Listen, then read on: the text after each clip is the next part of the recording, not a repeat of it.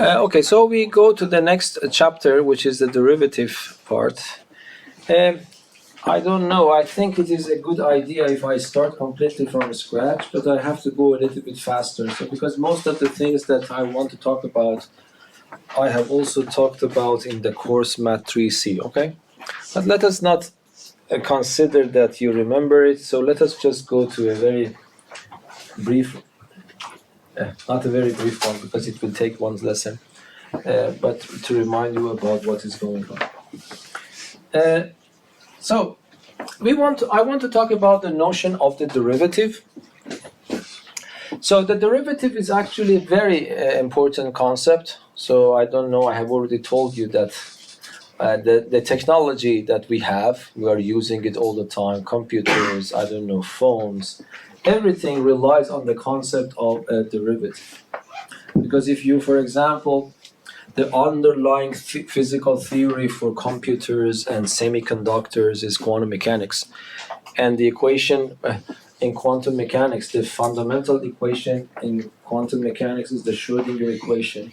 And if you can see that, it is a little bit complicated, but it contains derivatives inside it. But of course, a more advanced version of derivative, which is called partial derivative. But you don't need to study those things here. But I just want you to see that that is also, for example, let me write the Schrödinger equation. So the Schrödinger equation is something like this.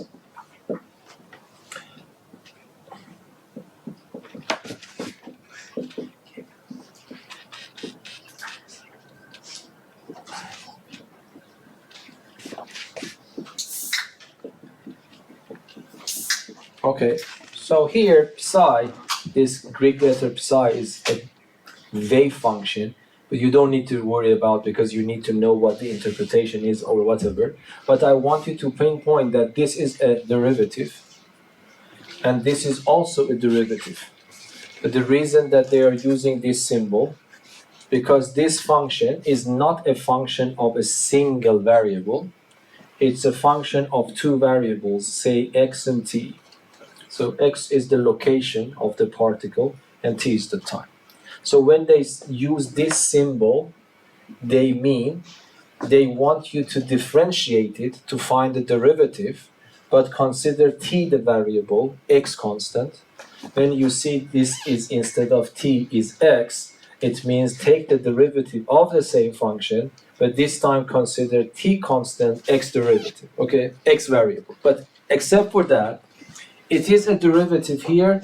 The power of 2 here is a second order derivative. Anyway, this is the Schrödinger equation. This is the fundamental equation that governs actually semiconductors, construction of semiconductors and everything. And then, of course, if there is no semiconductors, you don't have any cheap CPUs, you don't have computers, etc., etc. So we have nothing usually. So if we do not have the Schrödinger equation, and you see the derivatives. And of course, another one is Maxwell equations, which is the equations governing electromagnetism phenomenon. So, and that is also even more complicated than that, okay? So there are 4 equations of Maxwell. For example, one of them is something like this, is equal to minus a rho over epsilon 0. Epsilon 0, I think you have seen it in your physics course. So it's a constant, rho is the charge density, E is the electric field, and this is called the curl. But curl is also a very complicated, more complicated derivative, but the derivative for vectors. Okay? So just I'm telling you that derivative is everywhere. Okay? If you like it or don't like it, that's up to you, but we are using it all the time. So when you use your phone, your computer, these equations are being solved or something like that. So the notion, what I want to say is that the notion of derivative is important. Okay? But there is a little bit of history to the invention and thinking about derivative.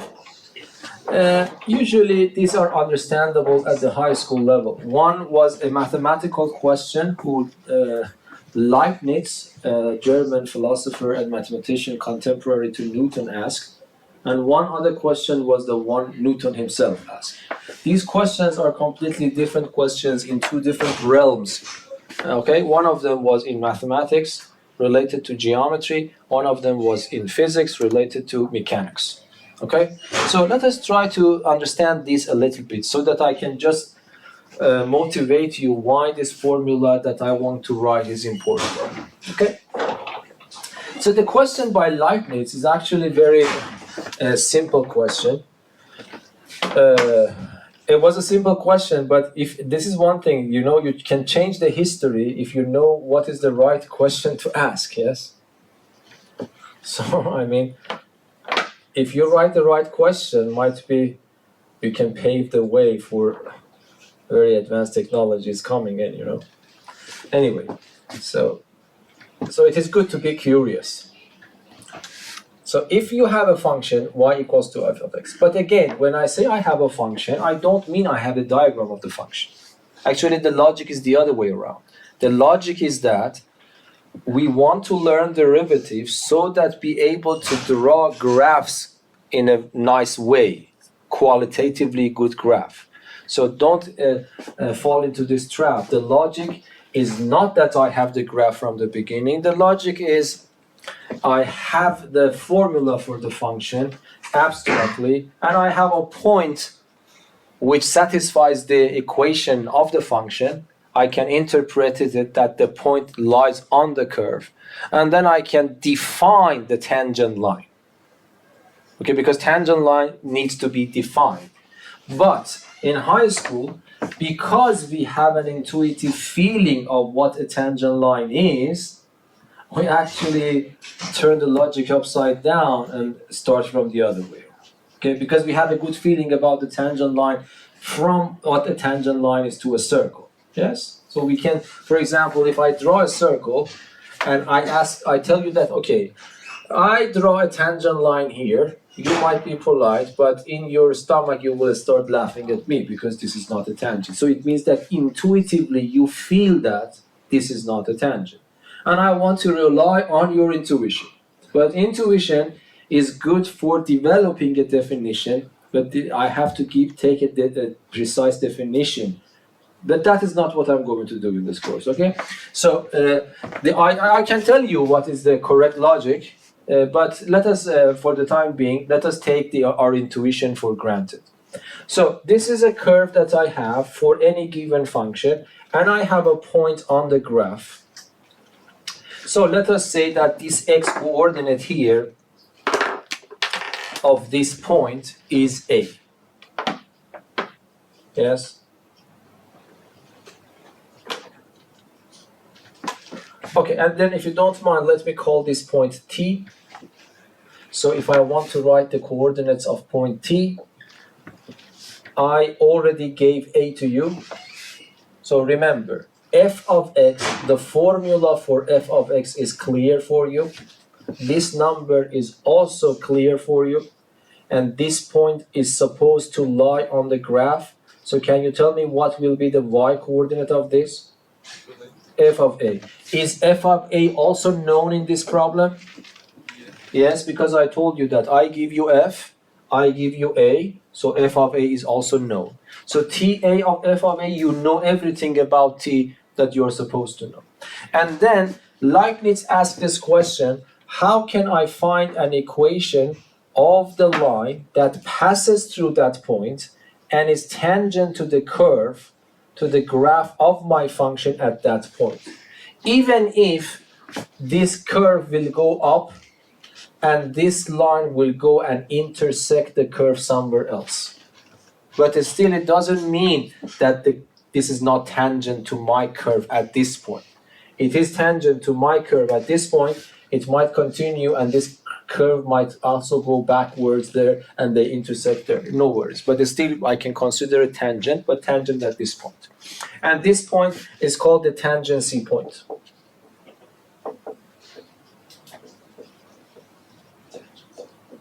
Or the point of tangency. Okay, so we want to find an equation for this line. So let us review a little bit about Math 2C. So what was in Math 2C we learned? So let me write an example. I hope that everyone knows about this. Write an equation for the line, I mean a straight line, that passes through, say, a point with coordinates -1 and -2, with slope, whose slope is, say, -3.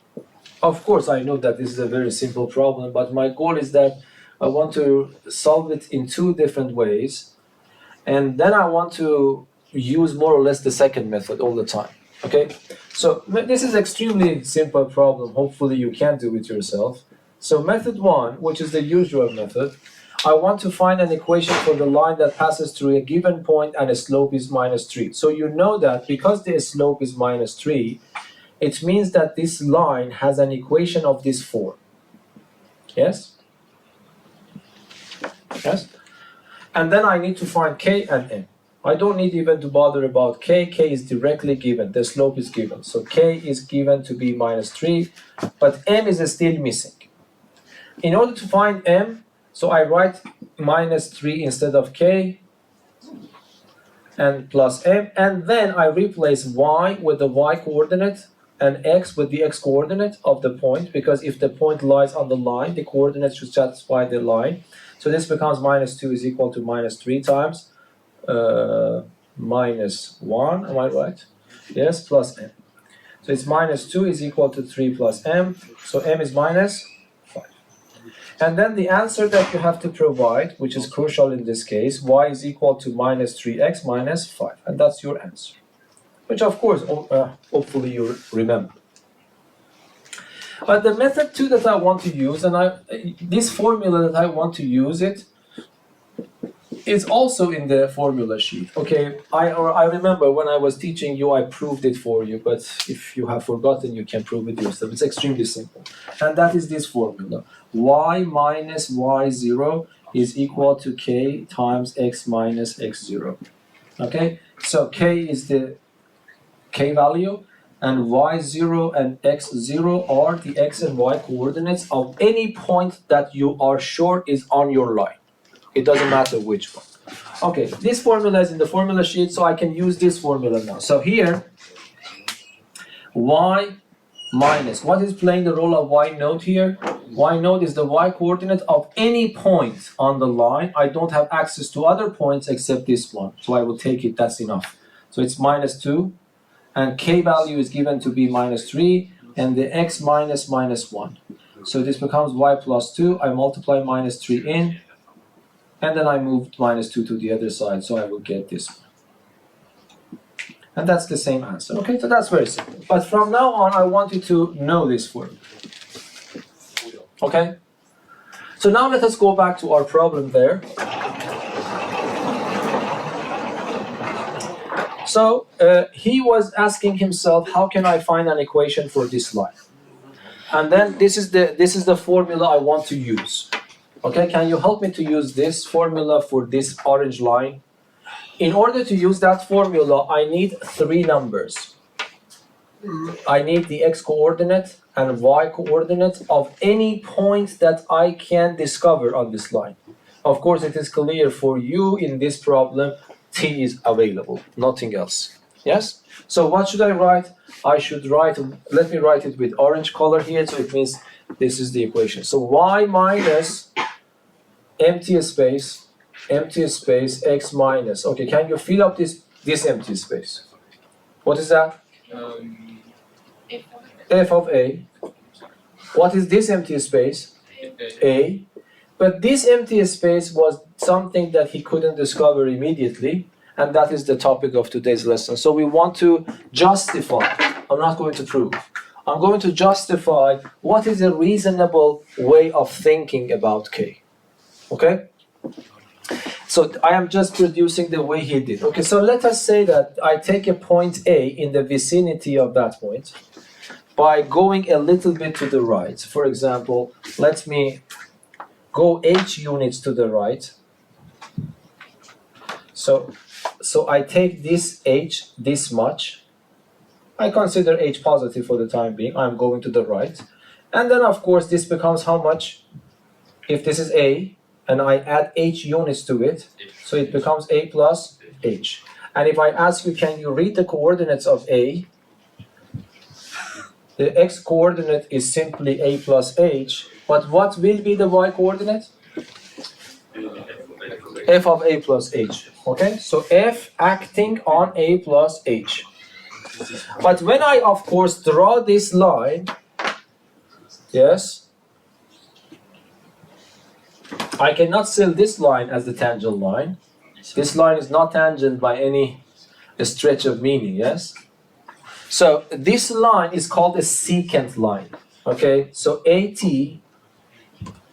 a secant. Swedish is also the same, but instead of C you have K, secant line, yes? So secant line is the line that cuts, is not tangent, but it cuts the graph. Because, for example, here, in this case, you might assume that this is both tangent and secant. Yes? But anyway, let us not make things complicated. Okay, finding k-value of the red line is extremely simple. Yes, so the k-value of the red line means k-value of AT is y value of the difference between y values divided by difference between x values. Oh, sorry. Yes, this is the k-value, the formula for the k-value. So let us write it down. So the y value of a is f of a plus h minus the y value of t, which is f of a, divided by x value of a is a plus h minus the x value of t is a. Now this a and that a can be simplified, but in the numerator nothing can be simplified further.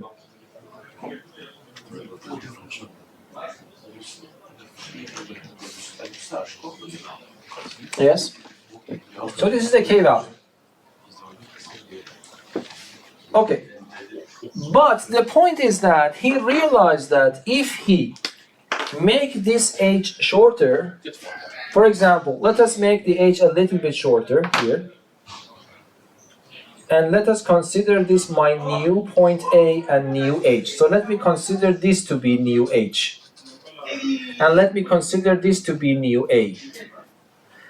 Okay, be careful. Of course, when I want to write something down, nothing has changed because still I call this h. In principle, I should call it something else, but I don't want to confuse you. So I call it again h, but this h, the new h, is smaller than the old h.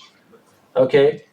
And then if I draw the secant line again between this t and that new point A, if I can do it appropriately, not that much good. So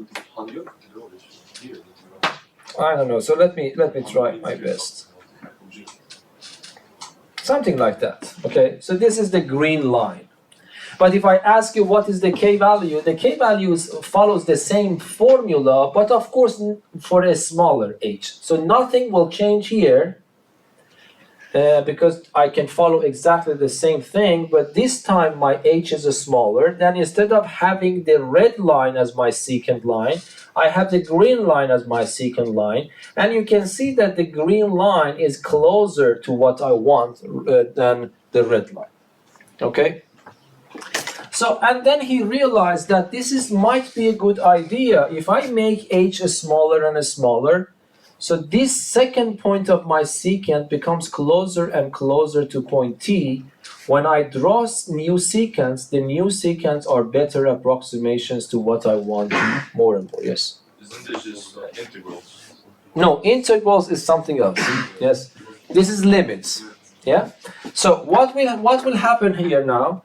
This is reasonable. You see, I'm not proving it for you. I am saying that the k-value that Leibniz was looking for seems to be the k-value of the secant line wherever h is small. Okay? So if I want to get a very good approximation for k, might be it's a good idea to take the limit of this and send h to 0. This is what he thought about k. Okay?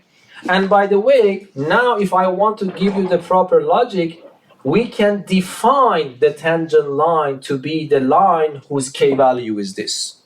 This is now completely abstract and logical, but you don't need to be worried about that. So because I need to define the tangent line for you first, now I defined it for you. I will tell you the tangent line is a line with this equation in which k is derived from this. This is my definition.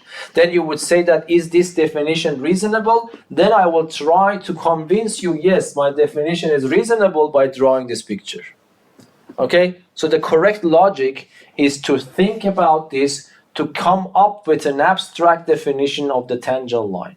And the tangent line is completely abstract because it doesn't need any diagrams. Yes?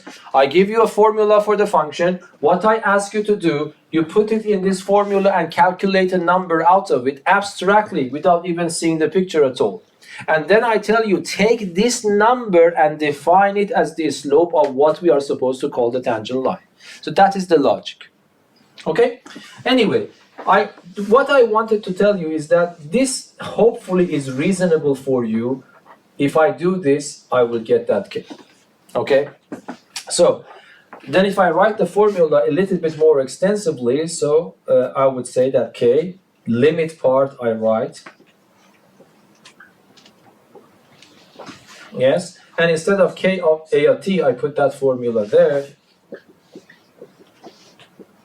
So this is your formula. You see, because when you talk about limits, you can calculate a lot of limits. But not all of them are that useful. They are useful for having fun, solving some limits. But this very particular form of limit turns out to be not only fun, but also useful if, of course, you consider this a useful problem. If you want to sit down and find a tangent. Yes? And the reason I told you this introduction about quantum mechanics is that you cannot say that it is not useful.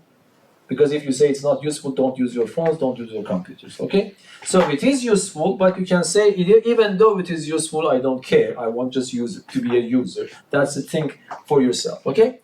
But anyway, I want you to understand this is useful. Okay. But this is not enough for a mathematician to be excited. Okay, so I just wanted to solve this problem, that's it. The excitement comes from this fact that Newton's also came into the problem. I don't know, was he aware about what Leibniz is doing, because they became enemies at the end. So Leibniz told them, no, I invented the calculus. He said that, no, I invented. But I think both of them did, yes? Because they probably didn't even know in the beginning that they were looking at the same problem in two different contexts, yes? So now let us look at the problem of Newton, okay? So Newton's problem was this. So let us assume that we have an axis. We are looking on a moving particle which is somehow confined to move in one direction. And for simplicity, I always go to the right. So I think in your physics course, you show it with s, the distance, and let me take this the origin. Okay. So Newton was asking himself, if someone gives me this information that where the particle is located at each instant of time, how can I find the instantaneous velocity of my particle at a particular time? Okay, so that was the question. The question is that if I have a moving particle, and I assume that the particle is always going to the right to make it simple to understand. Okay. He was thinking that if someone gives me at instant t, where is my particle? In other words, if someone gives me the distance from the origin as a function of time. Is that understandable? This is the meaning of that. He was thinking, if someone gives me enough information about this particle, enough here means, tell me where my particle is at each instant of time. Then my question is that how can I use that information to find the instantaneous speed of my particle at any desired instant of time? Is the question clear? Okay. So, for example, let us pick an instant in time. Let us call it t0. For example, T0 might be 5 seconds after the vehicle started, 3 seconds later, whatever. Let us pick one instant of time, T0. He was interested to know what is the velocity of this particle at that moment of time. Okay? That was the question. Okay. So you see, the method he uses is very similar to this method, even though this is a two-dimensional problem with a curve, and this is a one-dimensional problem using for a moving particle. Okay? But he told himself, okay, I am interested, let us say that at t0, the particle is here. What does it mean? It means that let us assume that this distance is s of t0. This is time t0. Okay? We want to know the speed of the particle, the velocity of the particle exactly at this moment. It is like the speedometer of your car. Okay? When you drive, okay, the speedometer starts changing. That is what is called instantaneous speed or velocity. Okay. So now he said to himself, let me wait h seconds. So h seconds later, the time will be t0 plus h. Okay, and where will be my particle? Where will be my particle? S of t0 plus h. I don't know, I just write instead of this, yes? So let us say that h seconds later, my particle is S of t0 plus h. Yes? So how much my particle has moved? The difference, no, the particle has moved, the difference between these two. Time has moved 8 seconds. Yes? Time moved 8 seconds, but my particle is at S of t0 plus h. The distance that my particle has traveled is what? Is this length minus that length, yes? Is that right? So this is the distance traveled by my particle. Okay, but if I divide this, how long has gone from this to this? 8 seconds. So if I divide the distance traveled by the time traveled, the time I spent to travel, what do I get? Not velocity. There is a more complete. There is an adjective before that. This is not the velocity. Velocity where? Instantaneous. No, it's not instantaneous velocity. You see, because this is instantaneous velocity where? The right. You see what I did? I have my particle, for example, at 1 second after the movement, my particle is here. 5 seconds later, I just see my particle is there. I calculate the distance and then divide it by the time which took me to travel. I get a speed, but that is not instantaneous speed. Do you agree that this is a speed here, this is a speed there, this is a speed there? No. Yes? Is the speed between the two? No, there is a name for it. Average velocity. So that's the average velocity. I don't know how do you show it, but usually in physics we put a bar on it. It means it's average velocity. Yes. Yeah, the formula looks exactly the same, like the same. Yeah, we come to this. Yes. This is not like this. Yeah. This is like this. Do you understand? This is like the secant line, not the tangent line. But of course, Newton was clever enough to see that this is not what he desired, because that was a very extremely simple problem. Because this gives you the average velocity on this time interval, but he wants the speed exactly at this moment of time. Okay? So he realized that what to do. It is easier from physical point of view. If I do not give enough time to my particles, then do you agree that the speed of the particle will not change that much from the speed of the particle here? Yes?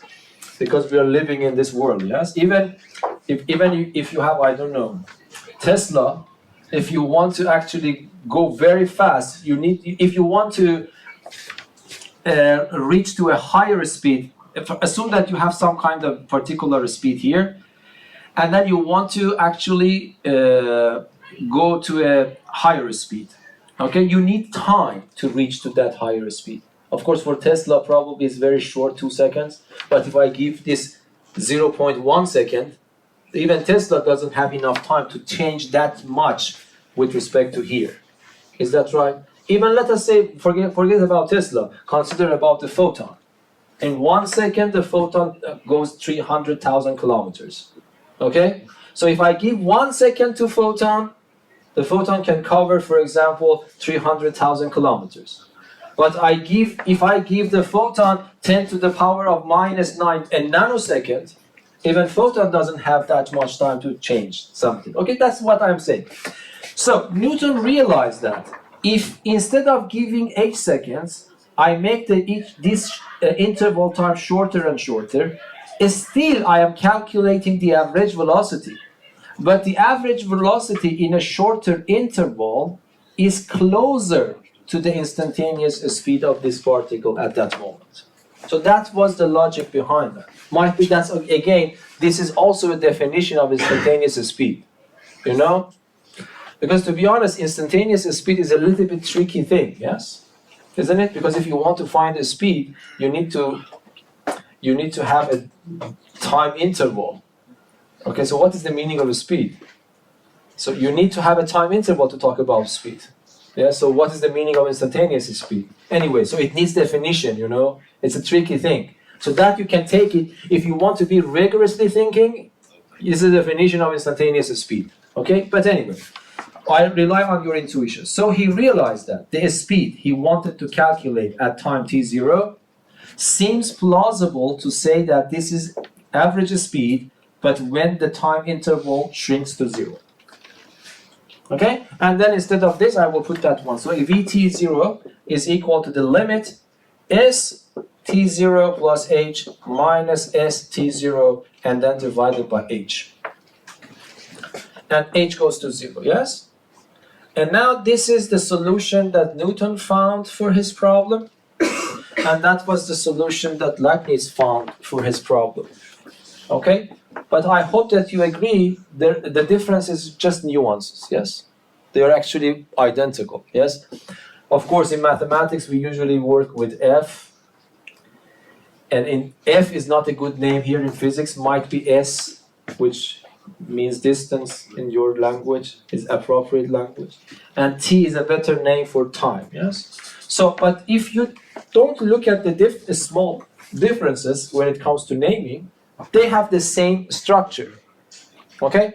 So, this was a two-dimensional problem in the realm of geometry, gave rise to looking at this kind of limit. This was a one-dimensional problem in mechanics, gave rise to the same kind of a structural limit, yes? So, whenever this happens, I don't know how do you think, but I think there is something deep going on, yes? Because probably nature is indicating us, okay, fools, understand something. Yes, this is important, yes? By the way, it's very, very interesting, you know? Even the mathematics, you know that the most mysterious thing to Einstein was why mathematics works. If you have thought about that, it's extremely bizarre. Yes, for example, there is an article which is very famous on reasonable effectiveness of mathematics. And this is extremely, so let me give you a story. For example, you know that Albert Einstein was thinking about his general theory of relativity. He just was thinking about mathematics and calculations. He came up with the fact that if his theory is correct, okay, light should bend when it goes near the mass. Of course, the mass should be huge so that you are able to detect that deviation. So they had to wait a lot for some eclipses so that they can detect or whatever. So, and then they discovered, I don't know how many years later, that yes, if the light goes close the sun, it deviates a little bit. And the deviation is exactly the number that Albert Einstein, sitting at his office, was calculating. It's extremely bizarre if you think. Why nature follows exactly our imagination or intuition. So this is why some people say that mathematics might be being discovered. Some people still believe that mathematics is being invented. Okay, that's up to you how to think. But there is also another very interesting story here. that when Albert Einstein came up with the theory and found the equations was telling to Einstein that the universe is expanding. But at that time, no one knew that the universe is expanding. So Einstein was saying that, okay, how ridiculous is that? What can I do now? So he didn't know what to do. He just started manipulating the equations. It didn't work because whatever he did, it was predicting that the universe is expanding. And it was not a confirmed experiment then at that time, before Hubble discovered that, yes, the universe is expanding. So he put a term with hand, put it in this equation to prevent the universe from expanding. Okay?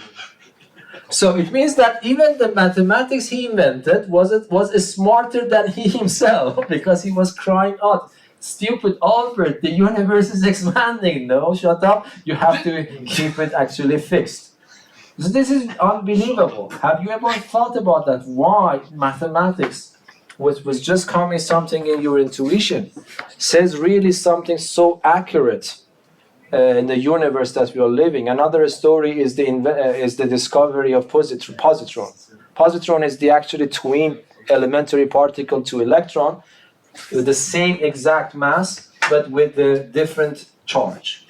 Electron has negative charge, positron has positive charge. So Dirac was able to predict that such a particle in the universe. Be careful, we are talking about particles in the level of electron size. And in the huge universe, he was predicting there should be a particle like this. We have to look close enough. And I think 15 years later, finally, the technology was so advanced that we could detect those particles. So, yeah. So, I mean, this is very, very important to think why mathematics is so very powerful. Yes?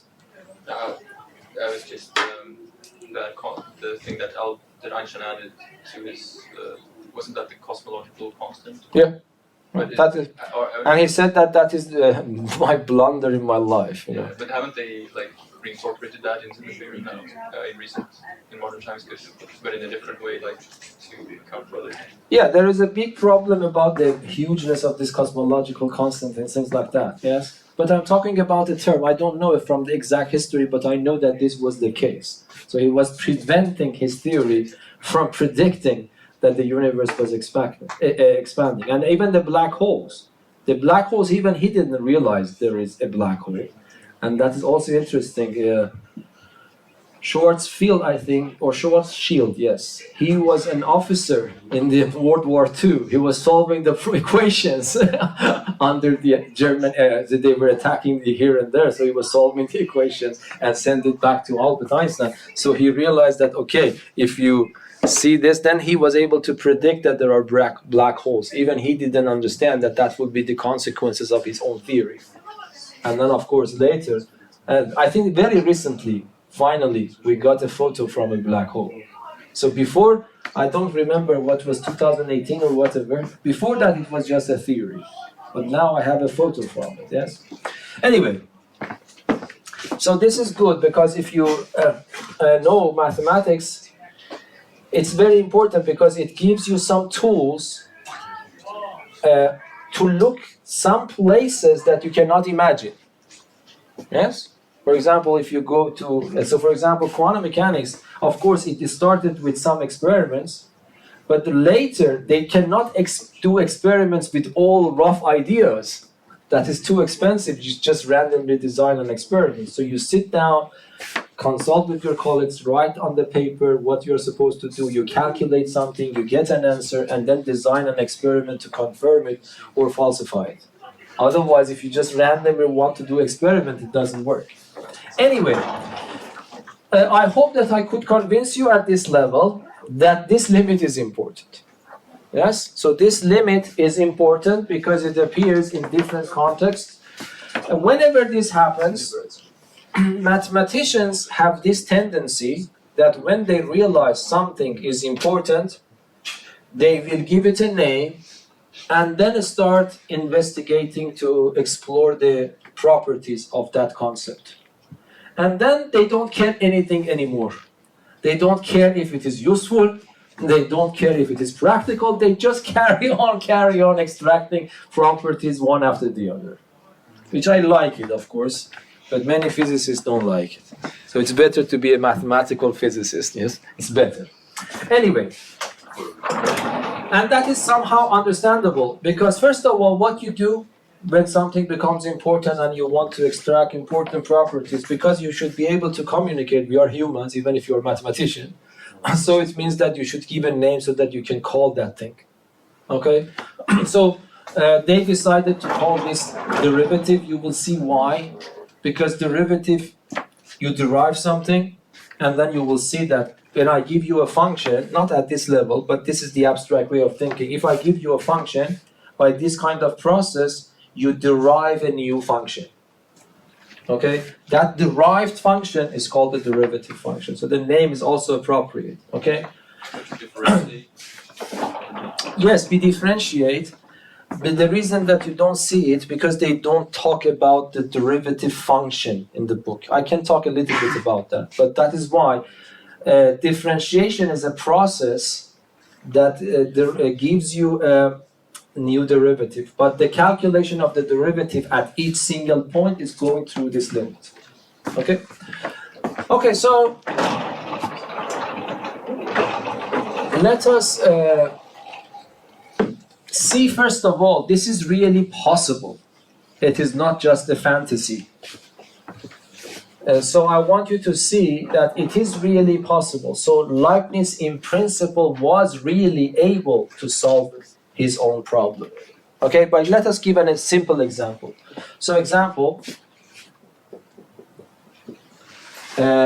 determine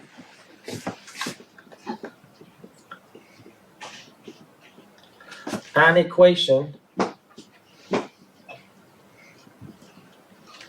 of the line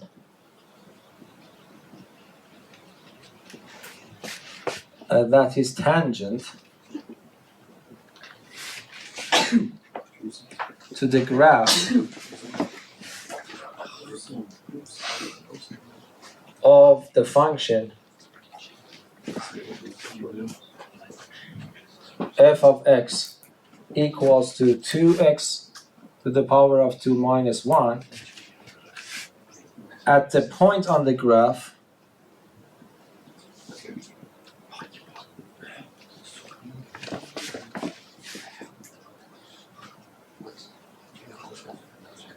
whose x coordinate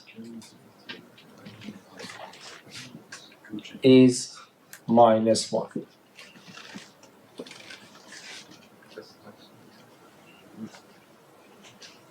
You might see this question a lot in the examples in the book.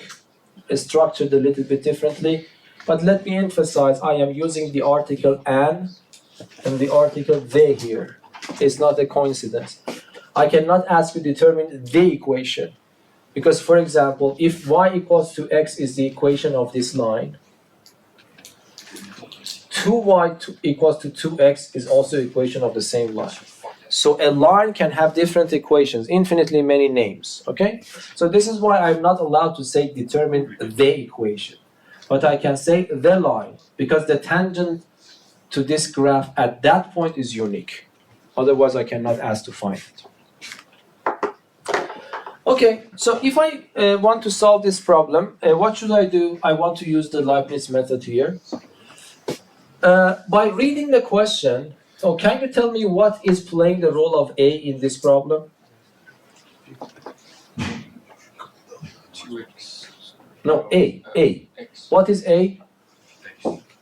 X coordinate of the point of tangency, yes? This is A in my picture. A is here. So A is the x coordinate of the point of tangency, which is given to be minus 1. Yes? And then, of course, what I need, this formula I want you to remember. So f of A I also need. So f of A means f of minus 1, because A is minus 1. So f of A becomes f of minus 1. But what is f of minus 1?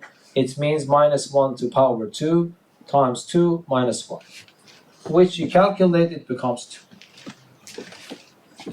So f of A is found, A is found, the hard part is k. So I want to find k. So respecting his soul, I write the formula. So try to remember. This is not very interesting. So it's not hard. So A plus H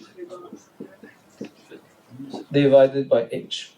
H goes to 0. And then what happens? Instead of A, I put my number. Yeah, of course. Baba, Yes? I think it's 1, not 2. Here. Yes. Thank you. Thank you.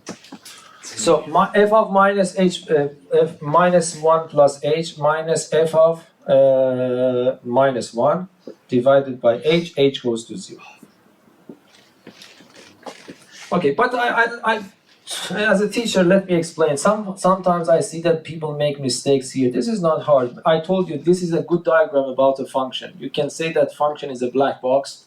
I don't know what is the internal structure, but I know that I send x here as an input and I receive this as the output.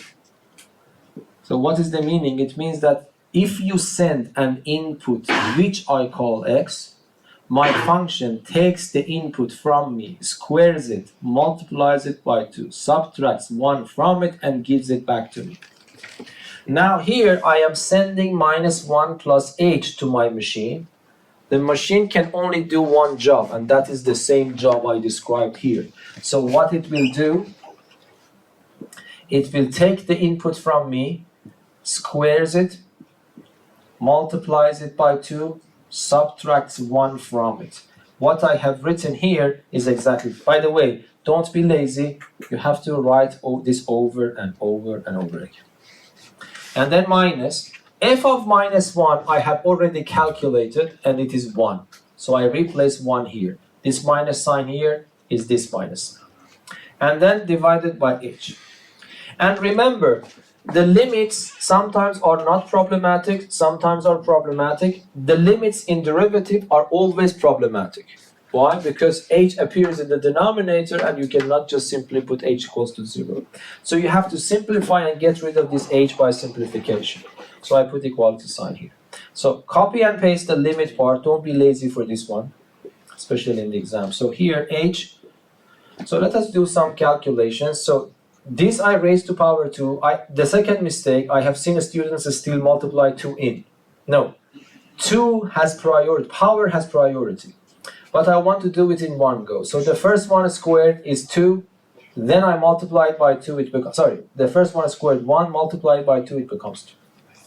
2 times the first one times the second one minus 2h, I multiplied by 2, it's minus 4h. The second one squared h squared times 2, 2h squared. And then minus 1 is minus 2. If I go one more step, so minus 2 whatever it is and 2 are gone. Between these two I can factor a 2h out. So 2h out, it becomes h minus 2 and then divided by h goes to 0. This h and that h are cancelled, so it becomes the limit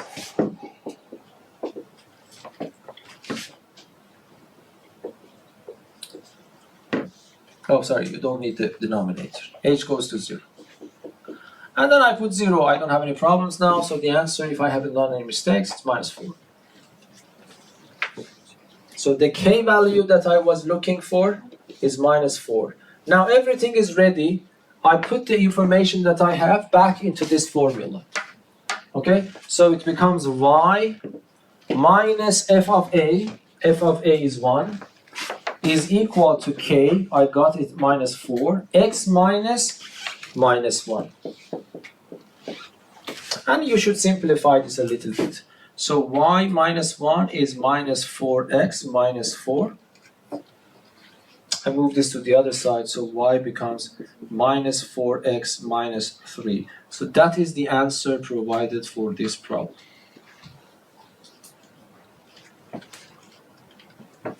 So it was successful. So he had some idea to define and then used the idea, found the line. Okay? And to show you that this is really good definition, he came up with, so you can see in GeoGebra. So this is my function, 2x squared, is that right? Yes. So my point was which point? Let me call it t is equal to the point of tangency.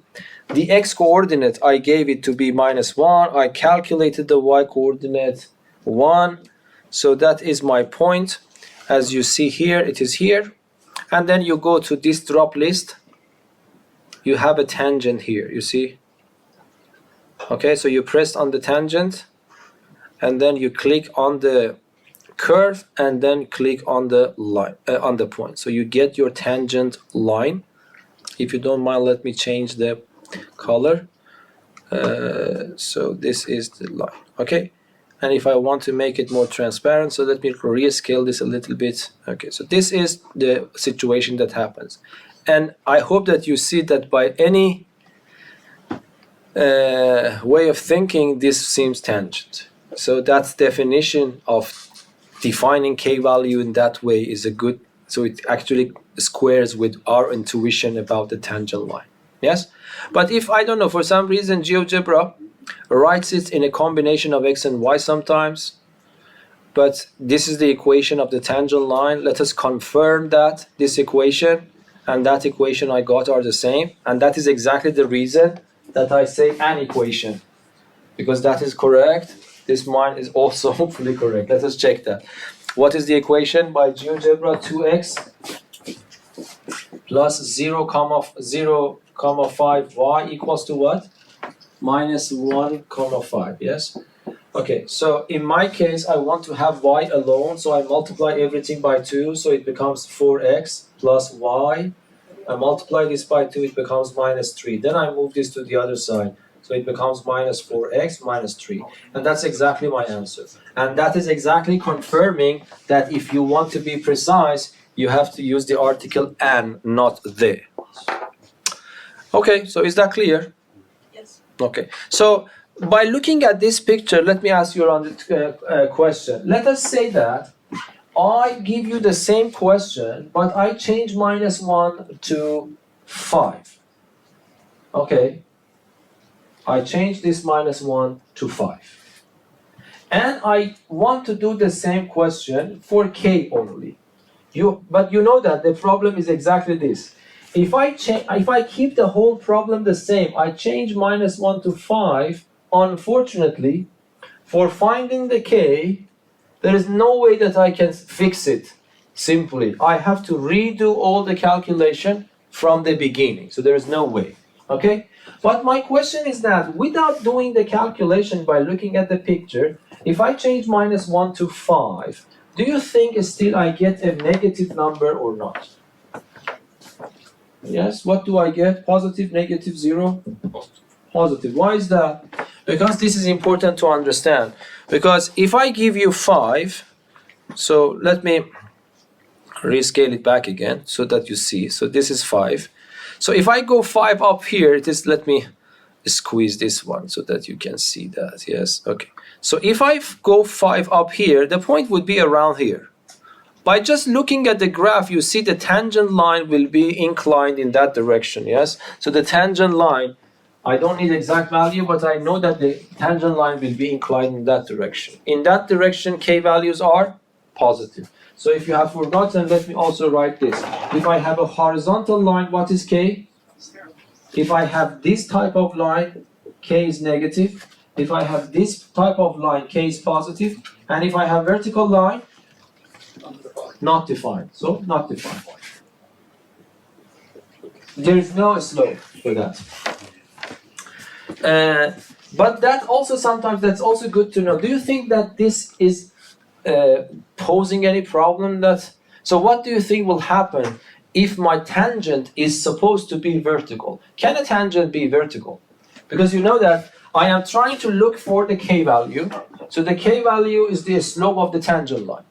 And you just told me that if my line is vertical, the k value is not defined. So what does it mean? It means that if we have a strange curve for which the tangent line is vertical, then I am in trouble.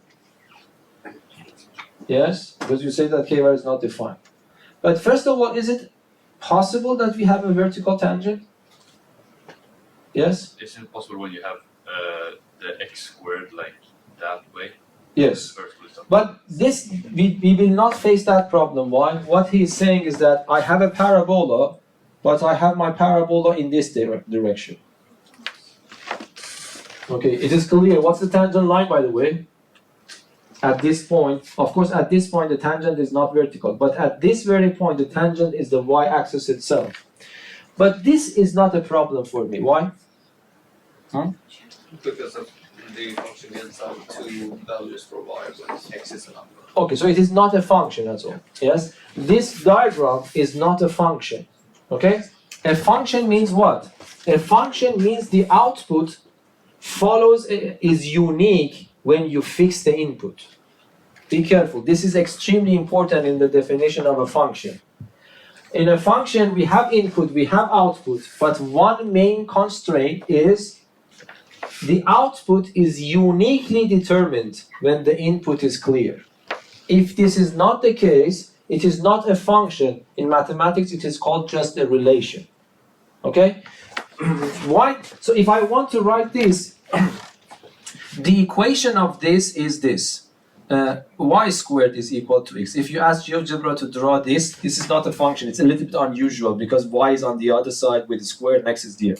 But if you ask GeoGebra to draw that, you will see that it will be this one. But this is not this is a relation between x and y, but this relation does not define the function at all. Why? Because if I send x in, I want to have a unique value for y, which is not always the case. For example, let me send x in, and I want to know what y is. Let me send 4 for x, then what will be the value for y? It is not fixed. Either it's 2 or minus 2. It's not unique. So this relation does not define a function. Yes? Another way of seeing is that, okay, if I draw a vertical line, it will intersect the graph at more than one point. If this happens, it means that graph is not a graph of a function. Whatever we are talking about is a function. Yes? By the way, this is very strange. It is very clear in Newtonian context. Here, S should be a function. Do you understand why this is very strange if S is not a function? What does it mean even? There are two. It means that at one instant of time, the particle has two different positions at the same time. Yes?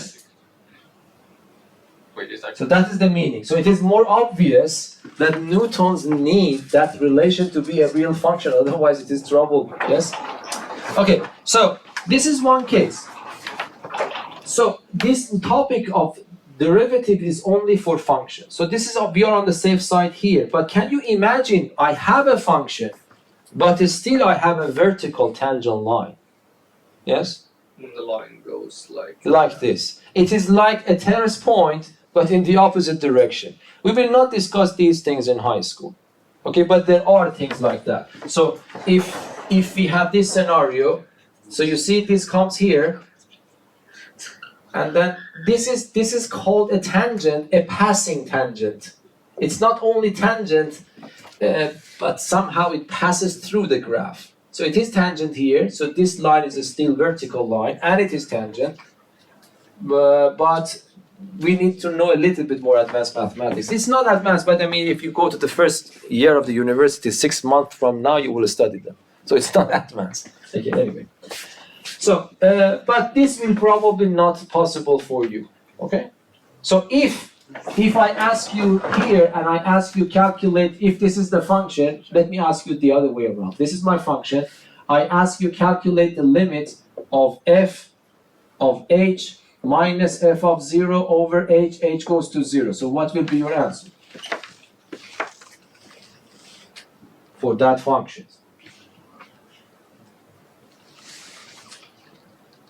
That is undefined, yes? So that is not possible because this will give you the slope of this line, but this is not. Anyway, so don't worry about these things. So this question will not pose any threat to you, okay? Okay, anyway. Okay, so what time is it? Yeah, we have a little bit of time. What can we talk about?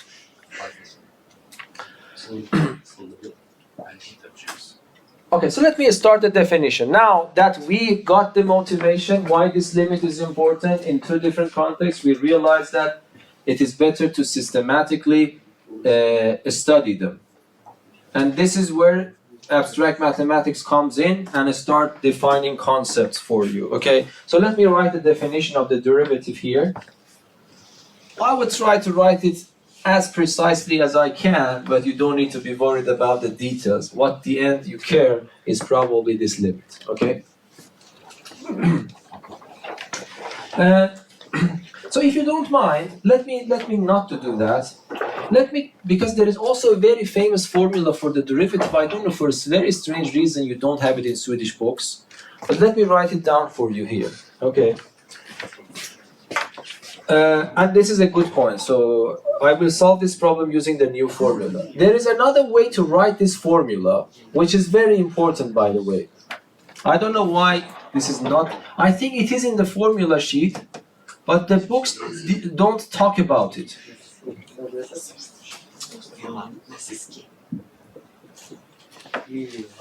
Okay, so let me rewrite this formula in a little bit different way. So what I do, I want to change the name of the variable h to x. Okay, so what I do, I will do this. I will say that let a plus h be called x. Okay, here in this problem, what is a is constant, remember, a is fixed somewhere. H is something that I make it a smaller or bigger. Here in this case, I want to make it a smaller. So h is my variable. If I say a plus h is x, definitely x is variable. Why? Because even though this part is constant, but because h is variable, by changing h, x will in general change. So when I introduce this, x is variable. But now I want to know that where x is approaching. Because I know h is approaching to 0, I want to see the consequence of h approaching to 0 for x. What happens, do you think? When h approaches 0, this implies that x approaches to a. Okay? So this is why I rewrite the formula. I write the limit. Instead of h going to 0, I write x goes to a. And then minus f of a. This is not touched because a is constant. But a plus h is f of x now. Okay? But what happens for h?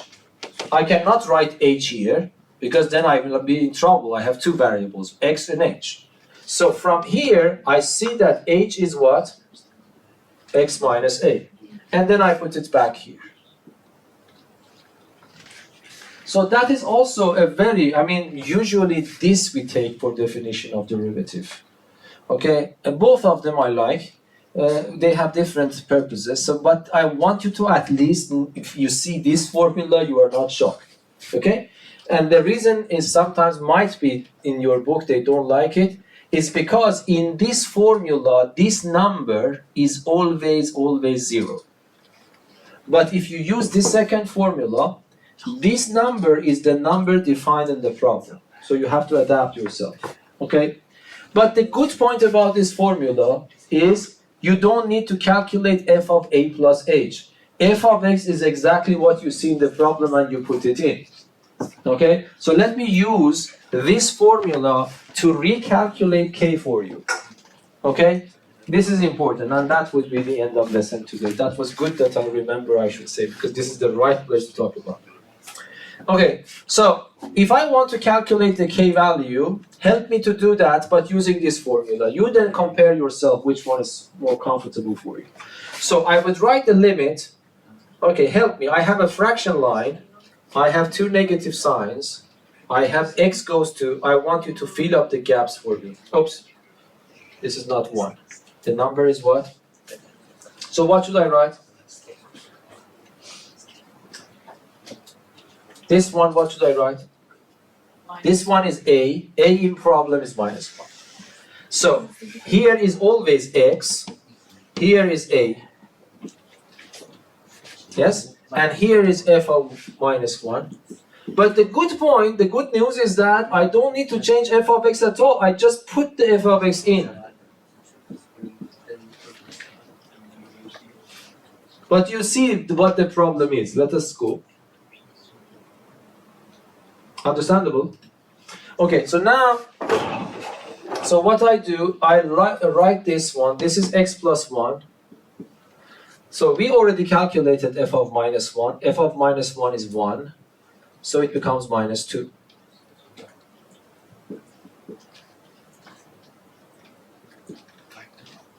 Okay, in the previous case, I had to calculate this limit, but for writing this limit, if this function was simple, I suffered a little bit to change the form here.